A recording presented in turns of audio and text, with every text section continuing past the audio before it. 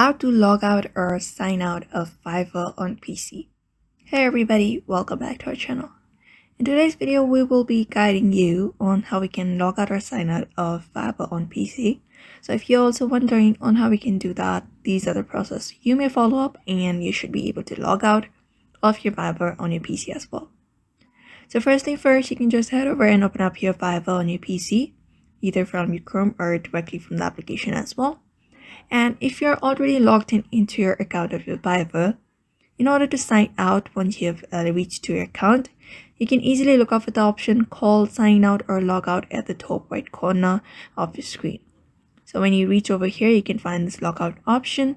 In order to log out, you can just simply click on that logout option and you will be directly logged out of your account just like that.